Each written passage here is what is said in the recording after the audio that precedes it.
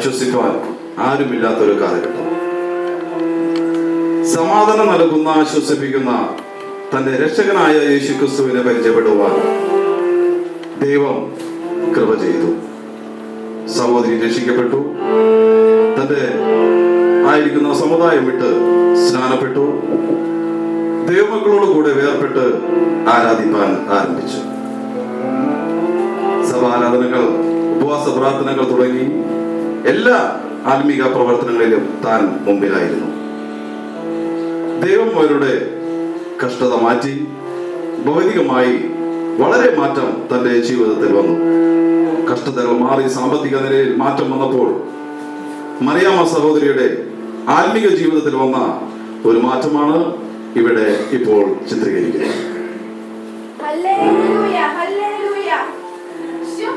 പണ്ടൊക്കെ ഞാൻ ആരാധിക്കുമ്പോ എന്തൊരു കൃപയാണെന്ന് അറിയോ. ഇപ്പൊ ഈ മനുഷ്യന്റെ കൂടെ എന്ന് കെട്ടി ഈ ഹോളിലേക്ക് പോന്നു അന്ന് മുതൽ ഒരു കൃപയില്ല. എന്റെ മനുഷ്യനോടല്ലോ എത്ര നാളാഴ്ചത്തെ ഹോളിക്ക് വന്നിട്ട് അദ്ദേഹത്തിന്റെ ബിസിയല്ലേ, ജോലി തിരക്ക്, കാലത്ത് ബ്രോക്കർ പണി, ഉച്ചരിഞ്ഞിട്ടോ കച്ചവടം, രാത്രി ആണെങ്കിൽ 8 മണി വരെ സെക്യൂരിറ്റി ആയിട്ട്. ഇപ്പൊ ഇത് കഴിഞ്ഞിട്ട് എപ്പോഴാ ഞങ്ങളുടെ വീട്ടിൽ എത്തുന്ന വെച്ചിട്ടാ ഇവിടെ എന്റെ മക്കളും ഞാനും ഇവിടെ തിരിച്ചിരിപ്പെടുന്ന ആൾക്കാരെ എന്തെങ്കിലും അറിയണോ? ഞാൻ എന്തായാലും ഉപവാസത്തില.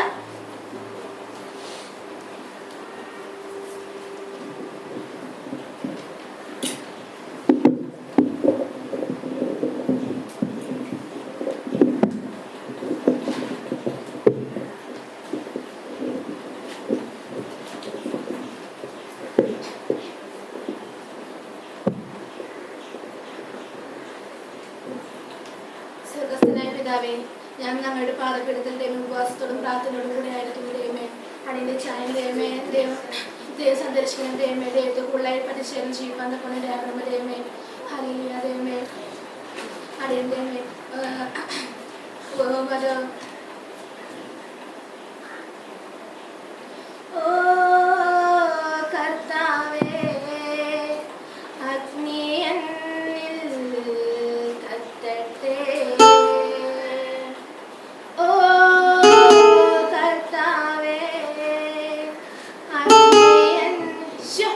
ഉപാസത്തിനായിരിക്കുമ്പോഴും ആൾക്കാർ ശല്യത്തിനായിട്ട് വന്നോളൂ. അല്ലെങ്കിൽ ഒരെണ്ണാന്റെ വീട്ടിലേക്ക് വരാത്തതാ ശല്യങ്ങള്. എന്താണ് ഈ വഴിക്കൊക്കെ ഞാൻ വല്ലാണ്ട് വീട്ടില് പട്ടിണി ദാരിദ്ര്യൊക്കെയാണേ. കഴിഞ്ഞ പ്രാവശ്യം ഓണത്തിന്റെ മെമ്പർ 2 കോടി എടുത്ത് അടിച്ചത്. അതാ ഡ്രസ്സൊക്കെ എടുത്തങ്ങ് തീർത്തൂന്നേ. എന്താണ് പണം പോയി നോക്കേ. പക്ഷെ നീ അങ്ങ് തടിച്ചു കൊടുത്തിട്ടുണ്ടേ. പിന്നെ ഞാനൊരു കാര്യം പറയാനാ വന്നേ. നമ്മുടെ വടക്കാഞ്ചേരി റോട്ടിലെ പൊന്നി സിൽസിലെ 70% വരെ ഡിസ്കൗണ്ട് ഉണ്ടെന്നാ കേൾക്കുന്നേ. എനിക്ക് നിന്റെ അച്ചായനും മുണ്ടും ഷർട്ടും വേണമെന്നെല്ലാം പറഞ്ഞിട്ടില്ലേ? ആ നീ വേഗം സാരി എടുത്തോണ്ട് വാ.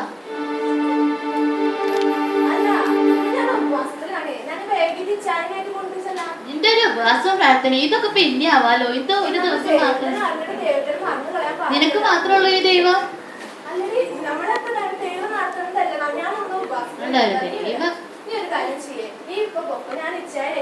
അല്ല നിന്റെ ഇച്ചായൻ എവിടെ പറഞ്ഞ പോലെ? ബ്രോക്കർ പണിയോ? അടുത്ത വീട്ടിലെ പയ്യനെ ഒരു കല്യാണാലോചന വന്നിട്ട് അതിന് വേണ്ടി പോയി. ഓ അത് ശരി.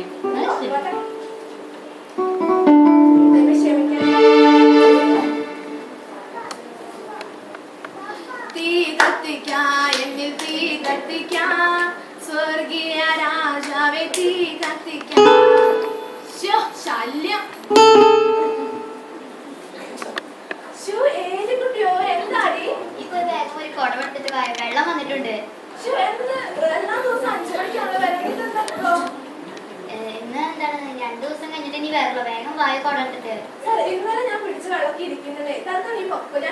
ഈ ചിലപ്പോ ഒരാഴ്ച കഴിഞ്ഞിട്ടേ വരുള്ളൂ. അതിനിപ്പോ വലിയ വെള്ളത്തിന്റെ ആവശ്യമൊന്നുമില്ല ഇവിടെ. കാരണം ഞങ്ങൾ 2 ആൾക്കാരല്ലേ ഉള്ളൂ. നിന്റെ വീട്ടില് കുളിയും ചെയ്യൊന്നും ഇല്ലേ?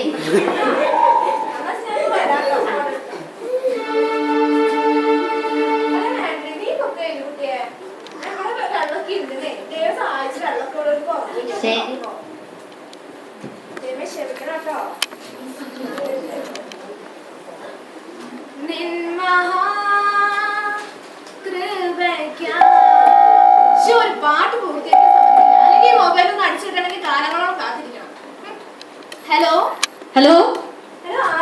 എടി ഞാൻ മേരിക്കുട്ടിയെ വിളിക്കുന്നത്. ശ്ശെ, എന്താ മേരിക്കുട്ടി? അനക്ക് ഇവിടുത്തെ എന്താ നീ?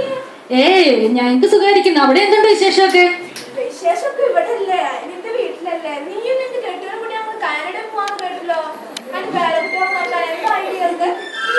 അടുത്ത മാസം ചിലപ്പോ പോയേക്കും. പിന്നെ എടി ഞാൻ വിളിച്ച ഒരു കാര്യം പറയാനാ. എന്താണ്?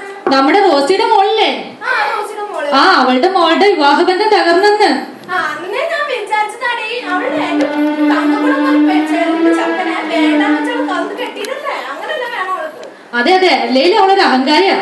എന്റെ തങ്കട പോലെ ചക്കനെ ഒരു നിസ്സാര കാര്യത്തിന് വേണ്ടിട്ട് അവള് ചെയ്ത 1-2 സിഗരറ്റ് വലിച്ചെടുക്കാൻ ഉറക്കമില്ലാതെ അത് അറിഞ്ഞപ്പോഴാണ് അവള് എന്താ അവളുടെ. അതെന്തായാലും കഷ്ടായി. എന്തായാലും ആ വിവാഹത്തിന് അവര് ഡൈവേഴ്സ് നോട്ടീസ് അയക്കാൻ പോകുന്ന കേട്ടത്.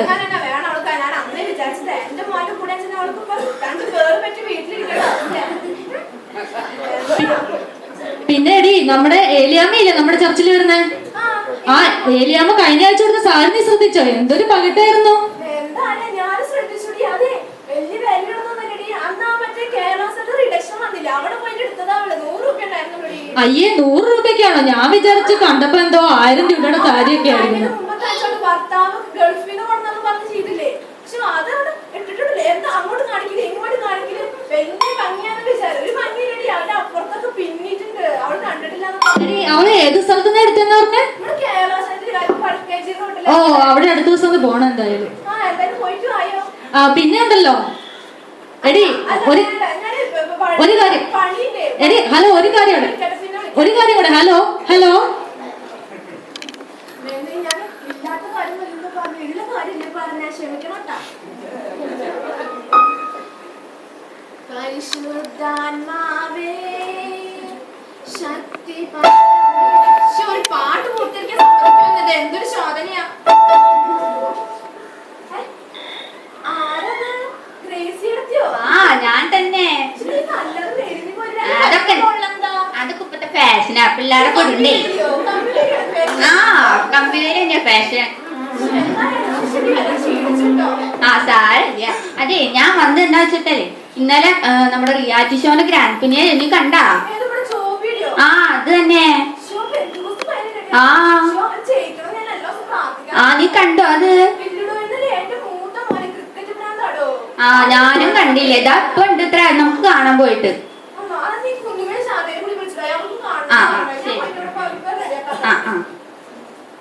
എന്താ ഇവിടെ വഴി മാറി മാറിക്കോണ്ടേ. ഞാൻ എപ്പോഴും പിന്നെ നടക്കാലോ. ഇത് നാളെ മാത്രം ഉണ്ടാവുള്ളൂ, ഇന്ന് നാളെ മാത്രം ഉണ്ടാവുള്ളൂ. പിന്നെ കണ്ടിട്ട് വരാട്ടോ.